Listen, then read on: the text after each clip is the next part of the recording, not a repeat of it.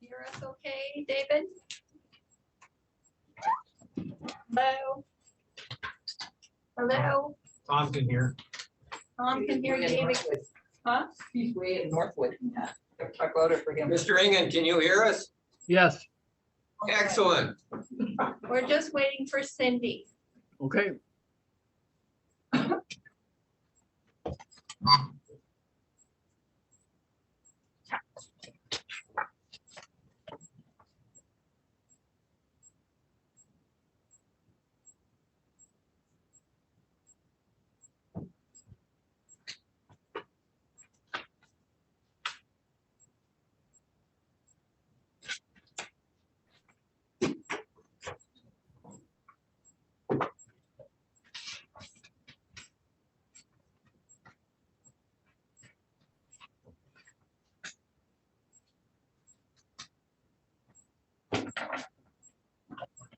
Spoil this. Yeah.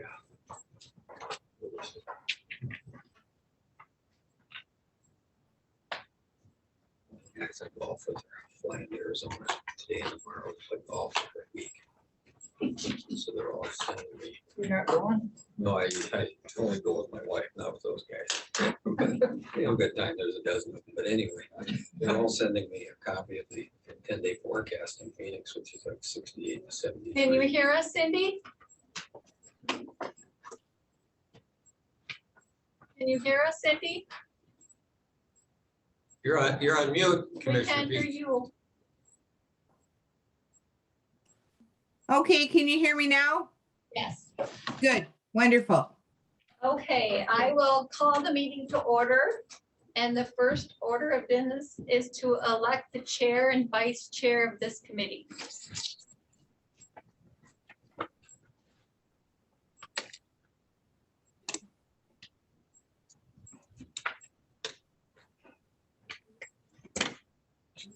Does anybody want to be the chair, and vice chair? I'll make a motion that Mr. Engen be our chair. I would second that motion.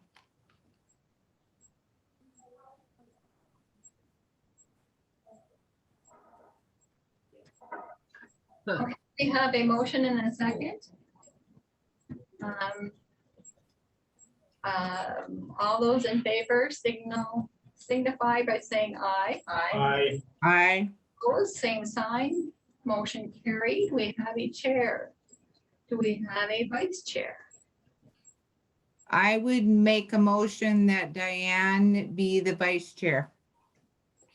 And do we have a second? Second. No, you can't Can't, second. you're not. You're not. Oh, okay, all right, sorry. Second, Okay, we have a motion and a second to elect Diane, Commissioner Knopf, as the vice chair. All in favor signify by saying aye. Aye. Aye. aye. Those opposed, same sign. Motion carried. So we will turn it over to the chair now.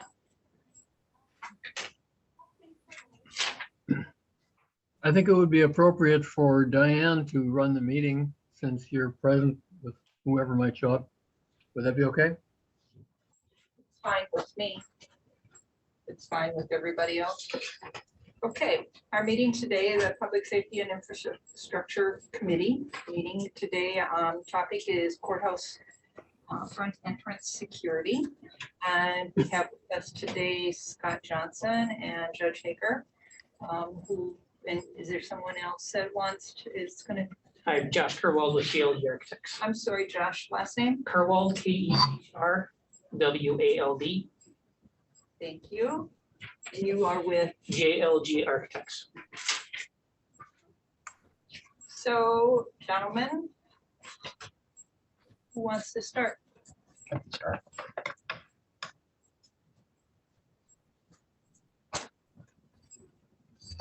Thank you, everyone, for giving us the time to approach this discussion today. This is actually the result of about 4 years of discussion on this topic. Mr. Ross has been involved in this, Mr. Ford's been involved with this. But it comes down to taking Grand Forks County and moving it up to the level that the other major courthouses in the state are. And that's going beyond a temporary type of level of security at this courthouse. From my standpoint, a lot of people think it's about judges, but it's not. If somebody wants to hurt me, they can get me walking out to my car. But just to give you an idea, when somebody walks into that courthouse now, we have a jury assembly room and a jury deliberation room, same room, right off to the right side as you walk in. Off to the left side, we have our glass protected clerks. However, the majority of people that come into that courthouse go to the left side. So basically, from that point, everybody disperses on that first level. I'm sure Sheriff Snyder can talk a little bit about this, but when we first started with some of the estimates on this, the cost, obviously, everybody knows that costs have gone up. So you'll see on the estimates that in 2019, I think it was November, the estimated cost of this project was about 108,000. That's now estimated to be almost 192. So it's the not having it done. One of the things that's included in this project is a voice enunciation system that will cover the entire courthouse. I think Andy will talk a little bit about an X-ray machine, which would not be part of this budget. We still use the micrometer, but with the incorporation of the X-ray machine, would just make that flow a little bit faster and a little bit safer. I'm sure Ms. Plumstead can tell you that they finally have a little more protection up on the second floor, but it doesn't protect them when they're outside of their room. I think we owe it to the public. We are definitely one of at least 6 courthouses that do not have a permanent type of security system in there. Not to put Tim views on this, but the young gentleman that sits in the front there could easily be taken out. Easily on somebody coming through. This project would stop that, at least so that we have basically a bulletproof wall that allows that safety as far as funneling people in and funneling people out. Right now they mingle when they come through.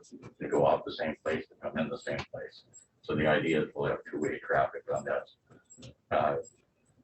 But again, from my standpoint, it's public protection. We have jury trials just about every other week, probably. Maybe every week sometimes. But we have a lot of people going through there, a lot of people that have high emotions. And I can tell you after last summer, there's not just individuals, there's groups that are highly emotional about some of the stuff that goes on in that courthouse. So to me, it's protection for the public.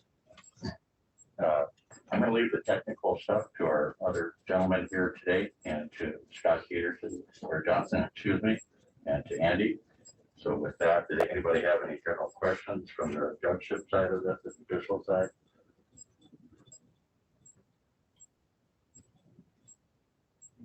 If not, thank you. Thank you. Good afternoon again. For the record, I'm Scott Johnson, Court Administrator for Unit 1. And I don't want to repeat really anything that the judges had to say, but this really will address 4 key issues. Of the large counties in North Dakota, this is the only county that doesn't have a permanent infrastructure for court security. Cass County, Ward County, Burley County have all moved from a temporary structure, which you put in place, your predecessors put in place more than 20 years ago, as what I would believe is a temporary solution based upon the way it is built. So what this does is addresses that temporary solution and makes it a permanent structure to go forward. As we all know that the courthouse is a long-standing institution in the community, and this will follow in that long-standing institution with its historic nature.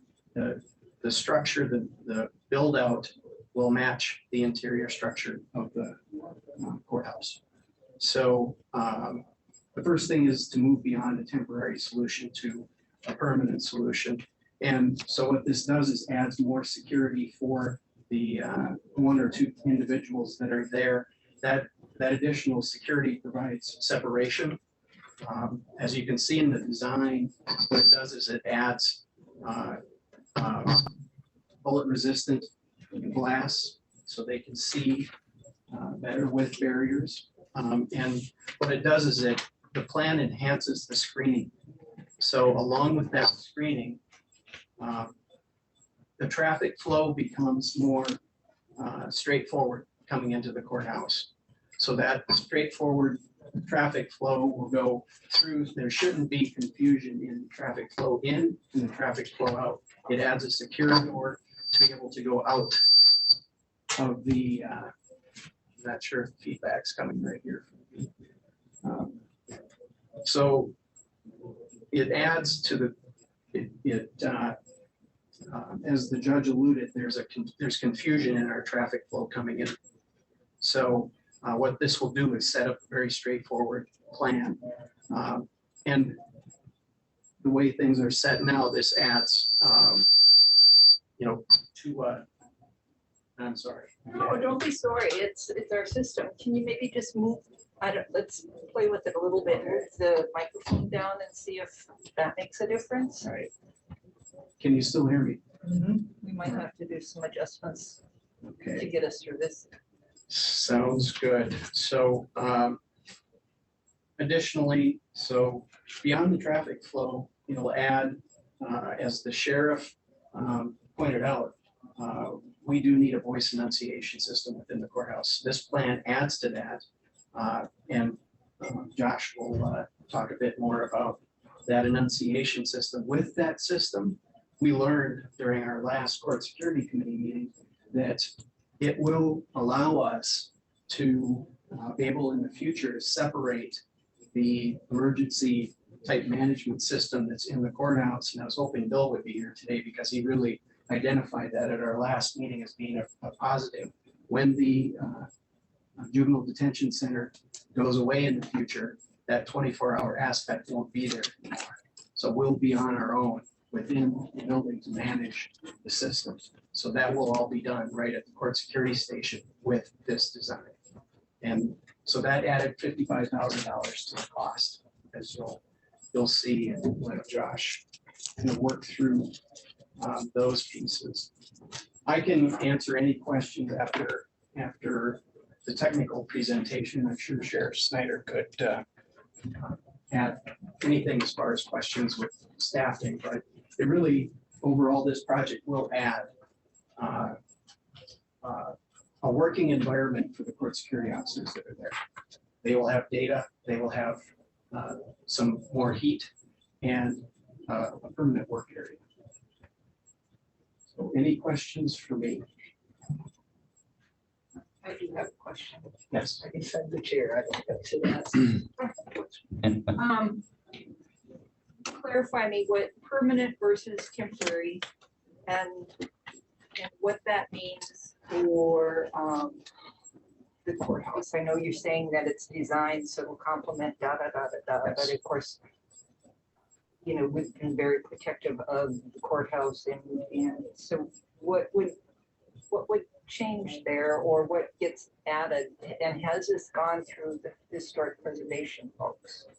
I was looking from a couple of years ago, Mr. Ford was the part of the discussion working with the historical society. So I believe we did that at that time, but we will find that document and bring it to you that they looked at our plan. And that's the same plan that you're presenting today? Correct. But they did give approval? Yes. So, and we can update that again because it's been 2 years since 2019, but permanent versus temporary. So it's when you walk in the front door, there is some power that's part of it, the system itself, but it's office furniture. So it's movable. You could walk in and move it. So this will add actually walls. There will be marble that we have in the basement, and then it'll add a bullet resistant part of that. So they will be the one individual or two individuals, the deputies, will be separated from people coming in. They will have an interaction once they work through the screening. So there will be In the design, there are pass-through slots, the ability to speak through the glass. And so they'll actually have workstations right there with data and will look like an office type setting. Any other questions of Mr. Johnson? Yes, sir. Does the state have money to contribute to this project? Well, we had talked a couple of years ago about a facilities grant. So the facilities grant process for this current year, 2022, just completed last week.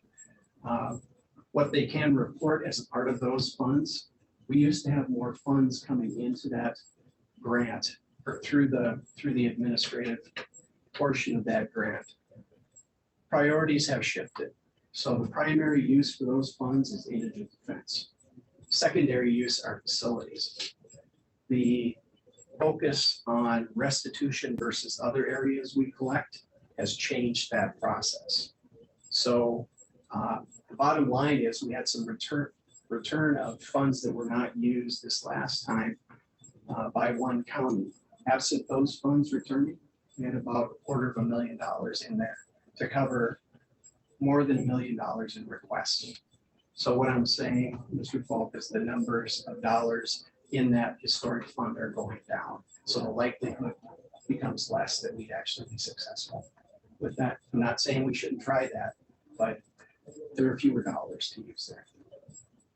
Well, just an observation, you need to try that. I thought it was too much at 100,000, at 200,000, it's not reachable in my estimation. I mean, we just have too many demands right now for the next 2 years are gonna be really critical for us financially. $191,000 for in essence a desk setup is too big a money, too big a number, but that's just me talking. Well, it is a significant ask, but I think its permanency going forward, it has some flexibility in it as well. Well, and I know, and this isn't part of your problem, but we've talked with before, but we've got a security desk downstairs, such as it is. And so far, we haven't been able to keep a deputy there, which, you know, that's maybe part of the sheriff's problem, part of our problems. That, you know, as far as manpower. So I'm thinking we need manpower more than we need a desk, but just a thought. I'll leave that up to the sheriff to discuss. But We've talked, he knows about that. But we can most certainly, if you would be willing, we could try for another facilities grant. Now that process won't start until next fall. But if you give the 25% approval side to that, that would get us at least to the asking phase for that grant. Madam Chair? Yes, sir. Madam Chair? Yes, I have a sir. quick question. This is Absolutely. for Debbie. I don't recall, have we got money set aside for this project in our budget? Mr. Chair, we did not set aside money for this project. Okay. So how, if we were gonna go with $191,000, where would we come up with that money? Is there anything in facilities that we could use? You have money in your capital improvements projects. It hasn't come to this committee yet, and I'm hoping next meeting, you will look at the project requests that you have, and this could be one of those projects to be considered at that time. So there are other places probably that funds could come if you decided to proceed with this. Thank you. I have one more question. There were two things, primary and facilities was secondary consideration. What was the primary? I didn't hear that from the prior speaker.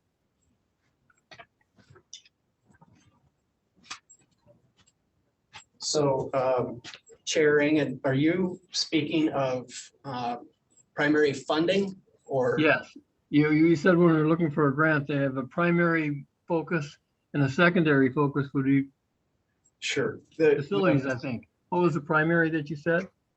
Okay, so the facilities grant it's a secondary part of the fund. So the primary use for, it's an administrative fee that the court fee that's charged.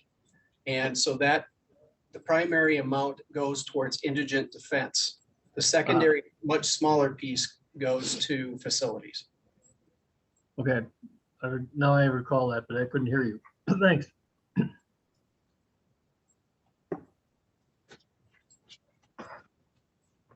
Good afternoon. My name is Josh Kerwald. I'm with GLG Architects. I'm here to kind of walk through the plans as we've got them pulled together and answer any questions on that. I do have hard copies of the packet that was submitted. If you would like me to distribute those, I'd be happy to do that. There's kind of two packages. The first one is the original project from the 2019 timeframe. And then the second package is the updates that were made this past year that included the fire alarm system as described. This is just the first packet. I'll pass out the second I packet. think we have that. Don't we, It was Whatever. transmitted in advance. I Yeah. scanned everything. Yeah, the rest of them don't. I guess I've got paper copies already, so. I have paper copies too, but for old eyes, this big one is. A little easier. Yes, thank you very much.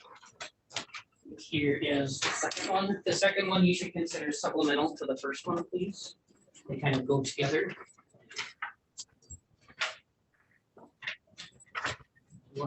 No, I got it.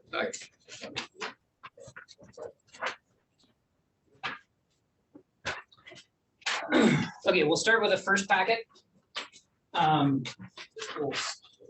What you can jump to right away is that drawing sheet. And we'll come back to the other stuff briefly. So this lays out the floor plan and anticipated elevations and details for the security desk at the front door of the courthouse. It's very similar to the arrangement that is there currently, except it's a mirror image. We're gonna have the security station kind of take place on the right-hand side as you enter the building, as opposed to the left-hand side where it currently is. The two reasons for that: we have a tiny bit more room on the right-hand side of that space as opposed to the left-hand side of the space. Secondary reason, as referenced earlier, is it's just a more natural traffic flow. Similar to when you're driving your car, two people when they cross naturally want to kind of cross where you're on the right-hand side as opposed to the left-hand side. So this sets up a more natural traffic flow. The other thing it introduces in the entry exit sequence is a door on the exit side that can be locked down and controlled so that during an event we can, not have a free access pathway through the exit side of the scenario as exists today. It does include, or it makes accommodations for the magnetometer as well as the X-ray machine described earlier. So the security components would be enhanced over what is there currently, bringing in the ability to also scan and peek into luggage or any other materials that people bring into the facility with them. It was discussed earlier that this is a bulletproof solution. There is millwork not dissimilar from what you're sitting behind here that has a Kevlar backing behind it. So that's where that bullet resistance comes from. And then the glass above, kind of above desk height, is a polycarbonate level 1 bullet resistant glass. So that the staff working behind those functions and being sort of that first step of security into the courthouse do have some level of protection behind there. We've taken care to detail the millwork and all of the work as close to the existing courthouse conditions as possible so that we're maintaining the look and feel of the historic courthouse. I second what was said earlier. It's our recollection that in 2019 we did get the Historic Society to look at this and agree that it is in keeping with the intent and the look and feel of the previous courthouse. That is, the other thing that I just want to call your attention to is on be the first, in the packet of information I handed out first, there's a drawing stapled to another sheet of paper. It's got a bunch of kind of pink or red text on it. This just shows the electrical enhancements that go along with this desk. There's a number of a number of power and data locations. But we're also proposing that the security system annunciator and the fire alarm annunciator, as well as a fire alarm pull station, get located at the security station. So whenever the building is manned, the station will be manned. Therefore, all of those annunciator panels are reporting to a location that is manned when demanded. That's kind of the bulk of the general construction piece. Happy to answer any questions on that, or happy to jump into kind of the second portion, which is the fire alarm, if you'd like me to move on to that right away. It's just a lot of pictures. It is.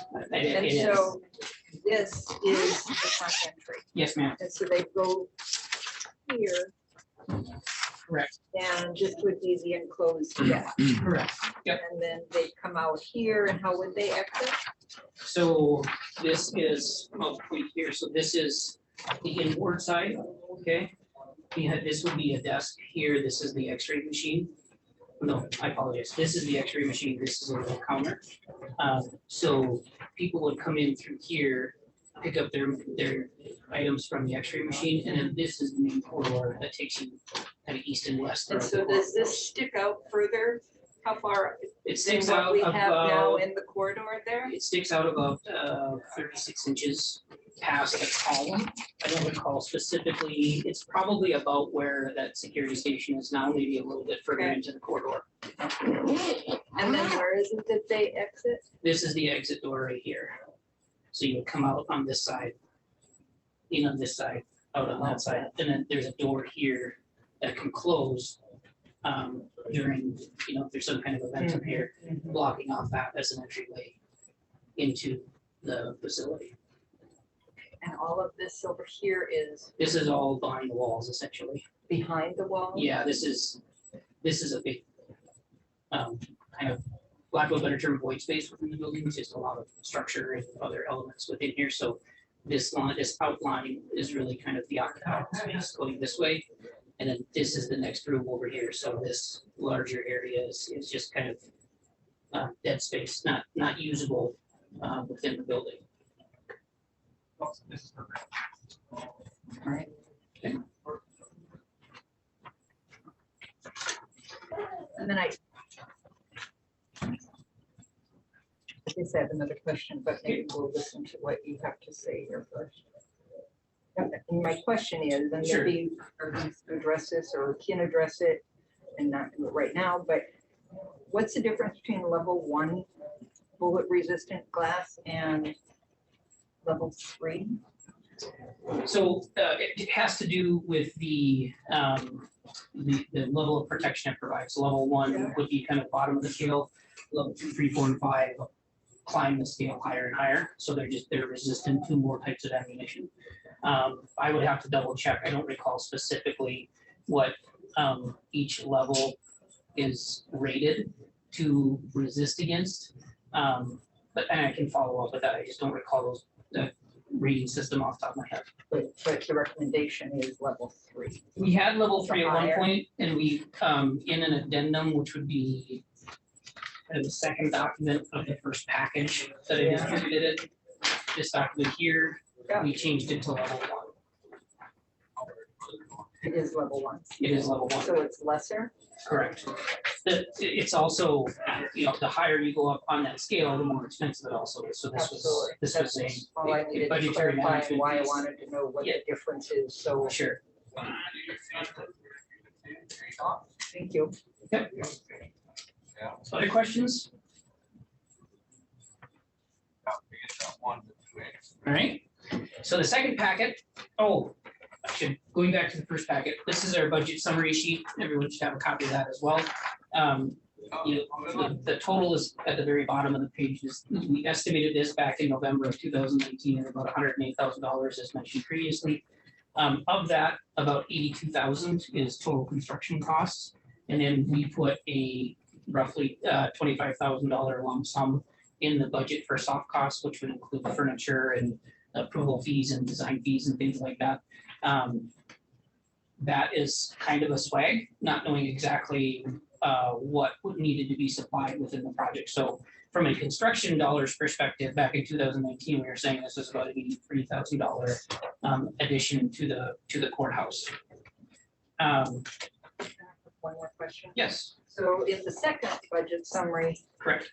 that $25,000 isn't there. Correct. So we pulled that out. We pulled that out in the summary because it was unknown. When we developed this in 2019, we were trying to be kind of, I think we were overly conservative with how we were trying to be holistic to represent the project, and since kind of scaled that back and really tied it specifically to the construction and not some of the other supplemental pieces like an X-ray machine or things like that that may or may not be able to be funded as part of the project. We wanted to slim it down and represent solely the construction costs of the project. Okay, thank you. So sticking with the budget sheet, so now we'll look at the updated one here.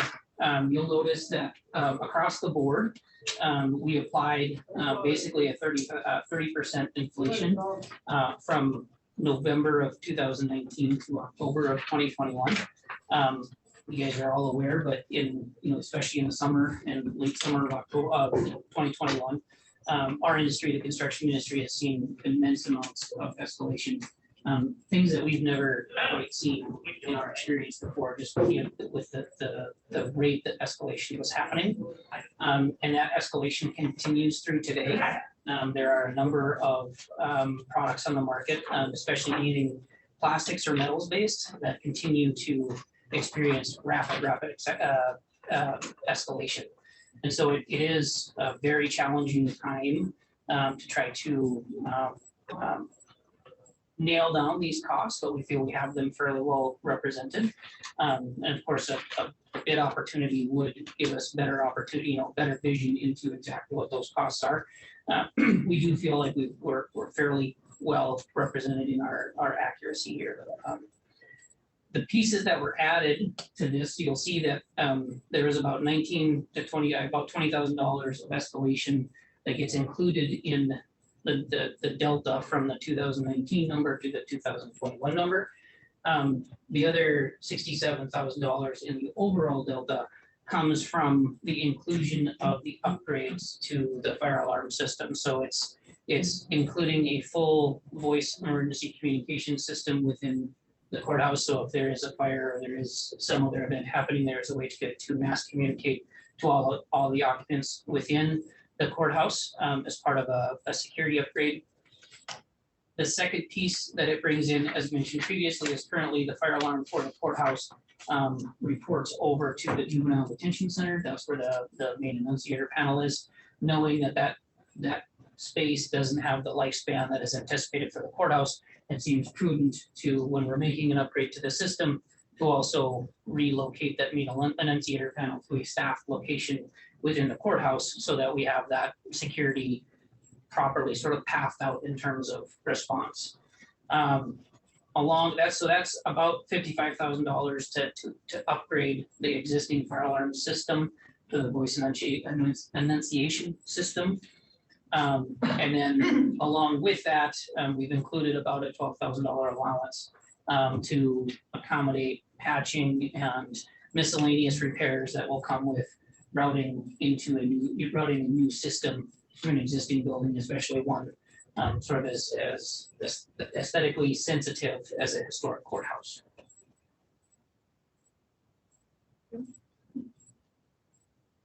Any questions on that? Anything I missed that you want me to cover? Okay. Questions? How about Cindy and David? Do you have questions? Go ahead, Cindy, if you have something. Yes, I do have a question. In this project, does it have to be done in whole at once, or can it be done in segments?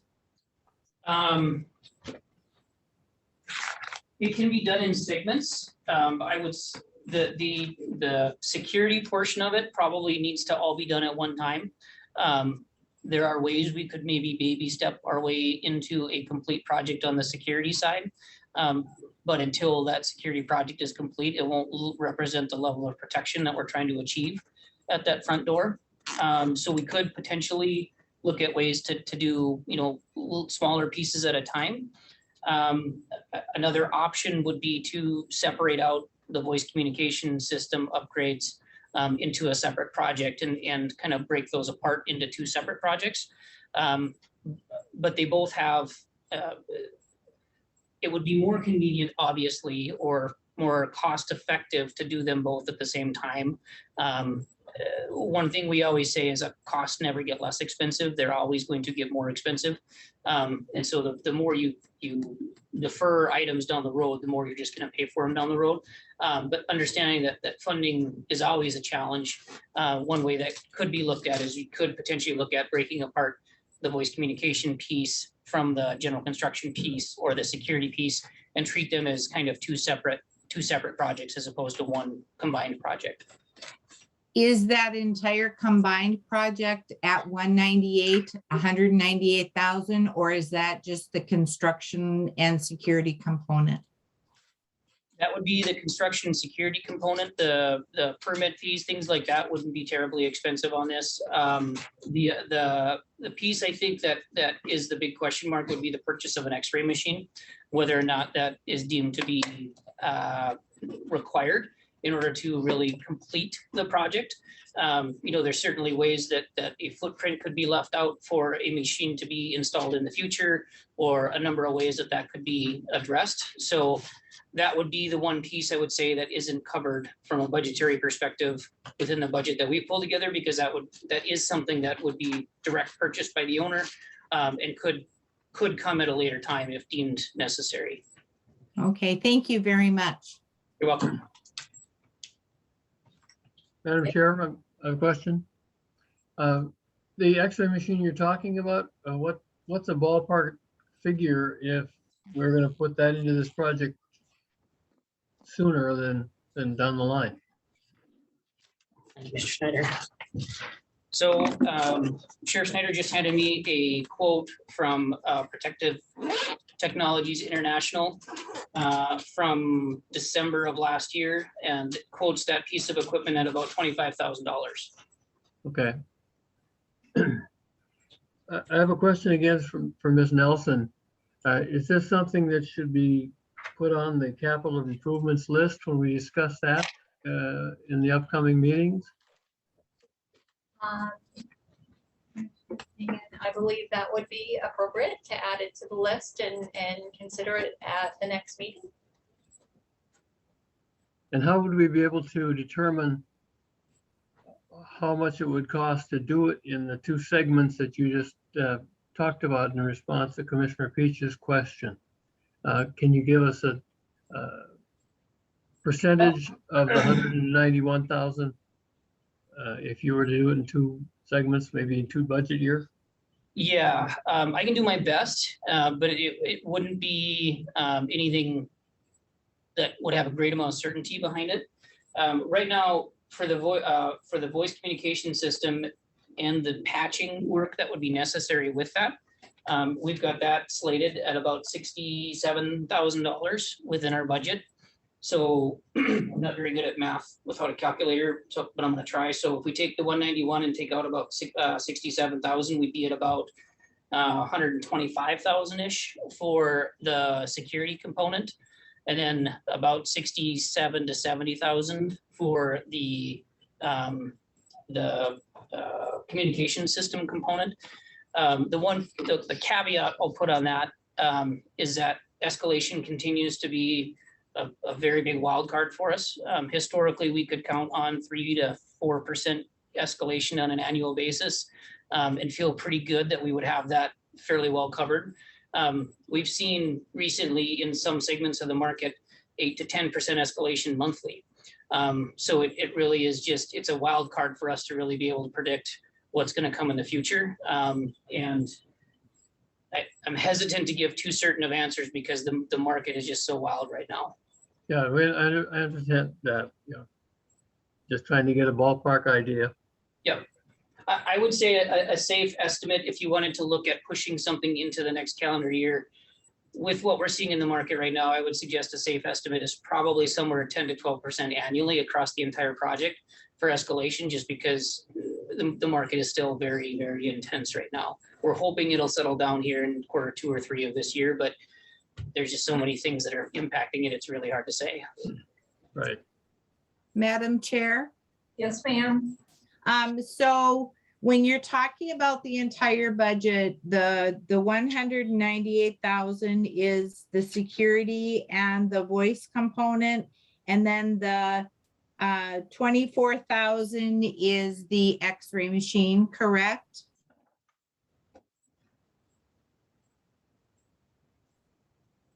Was that to me? Yes, that's to you. I'm sorry. I don't I'm have sorry. an That's okay. That's okay. All The right. 192,000 that we're showing would be just the construction. The Okay. 25,000 for the X-ray machine would be over and above that. Okay, so the 198 plus the 24,000, so 223 right around there.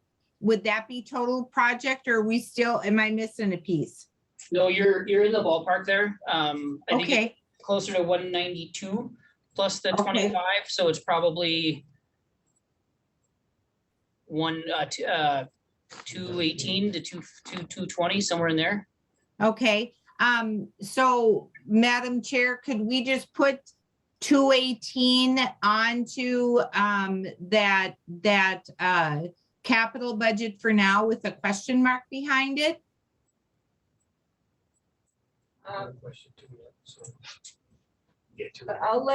First of all, I'll let Bob Ross, Commissioner Ross, he has some comments too that he wants to make. Scott, on the facilities grant, what's the chances of you getting the facilities grant? And if the county matches with what, 25%? On a $200,000, that would be roughly $50,000. That is correct. And you asked what the chances are, Commissioner Ross. We go into queue, the way the facilities grant is set up, it's structured in 2 pieces. So the first piece is 25% of our overall fund has to go to counties of a population of 7,500 and under. The rest goes to the larger counties like this. So it really depends on what the amount is that's available and the project asks that are out there. Because then we're in the queue with Ward, Cass, Burley, larger counties. And I understand that, but they already have their security system updated where we don't. I would think priority would be to Grand Forks. That is a possibility, and we always are able to speak to it. I think Mr. Ford has attended and has gone down with us to do a presentation. What they funded this last time were courthouse or courtroom enhancements, adding courtrooms, working with courtrooms, adding windows to courtrooms. So there wasn't really a security ask in this last grant cycle. Okay, so my other question is then, these other 3 larger counties, did they accomplish their security system updates with the grant? Yes, they did. Okay. Good question. So Any I other guess that's the comments? way I would like to look at it, No, that, to go pursue that. yeah, facilities. I agree with Commissioner Ross on the grant. The last question was what I wanted to know too. If the other counties got grant money, then we should be in line here also. And well, it would hurt me. I could still support 25% on this project. I think the project is extraordinarily high cost. Yeah. But I could support 25%. We in no way are going to be able to come up in my mind with $200-some thousand, because we're going to, and this is beyond you folks, but we're going to have to increase the mill levy by probably 6 mills on the correctional center. Plus we have a salary study coming in. So we're going to have to save money, I view, in capital improvements and push it into next year. And Commissioner Roth and I are on the finance committee, but we'll end up with less money in capital improvements next year simply because it isn't gonna be there. So I really encourage you to apply the 25% as the way to go if we can do it. That's all I've got. Thank you. And I would think, Scott, if you emphasize in the grant application, the fact that these other 3 larger counties all accomplished this task through the grant system, you should be able to do it too. I think they can recognize that. So. If that's the path you choose, we can definitely give that a shot. And it really does come through the auditor and through the chair to actually make the request. So if I'm understanding this right, then what you're saying is actually to approve based on the grant, and that we would pay 25%. Match 25%. We would match 25%, and that would come out of capital improvements then. Yeah. And so all we're doing is making a commitment so that they can include that in Correct. their information when they submit for the Yeah. grant. Yeah. And if we don't get it, we don't get it. And so, in recognizing that as a county, we can't support the 218,000 roughly they got, just because of all the other Yeah. needs that we have, and we would have flexibility in our capital improvements account without hindering some of the other things that we have planned for. Yeah. So that 25%, that would be around 54,500. I'm gonna say it's gonna be around 60,000 before this will get all done. Correct. Lot better, 200,000. What is the timing on the grant? That might not be enough because I agree with you on the costs. What's the potential for costs going down in the next year, So, other than we hope it does? yeah. We always, our line is that costs will never go down. They're only ever gonna go up. The suppliers are recognizing that people are still paying the prices they're asking for now. And so, until the market starts resisting the higher prices, we won't see prices come back down. Now, there are a number of factors that are playing into the reason the costs have gone up. One of the most significant is supply chain issues. Hopefully, when those start to settle down, we do see costs settle down a little bit more. Our expectation is that we'll sort of flatten out the escalation, but we don't foresee, we would never advise thinking that we're gonna get into any sort of reverse escalation and prices are gonna come back down. It may happen, but it would be a pretty unique set of circumstances that would drive towards a sort of reverse escalation or a drop in material costs across the board. There are certainly some, like PVC is just wild right now. What used to cost $16 a stick now costs $120 a stick. That's gonna come back down. That won't be able to sustain those prices.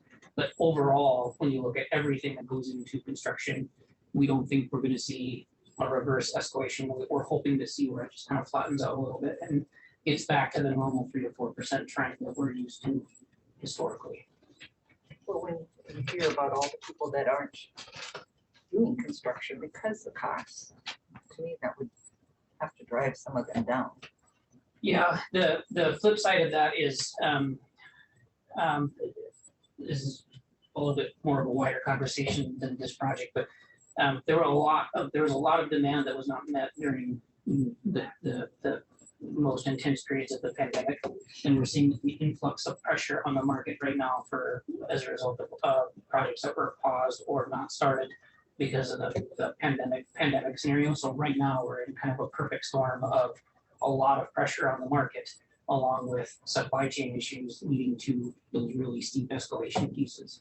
So we're hoping that once that back end pressure kind of settles down a little bit and supply chain issues start to settle out a little bit, we'll get back on track with a sort of a more normal escalation rate as opposed to sort of hyper escalation that we've been seeing over the last 8 to 10 months. Okay, thank you. So we've got about 9 minutes before our next meeting starts, and so anyone else have a comment that they want to make? Okay, and so then Debbie, what do we need to do here? Is this just where we agree as the Public Safety and Infrastructure Committee to bring a recommendation before the full committee?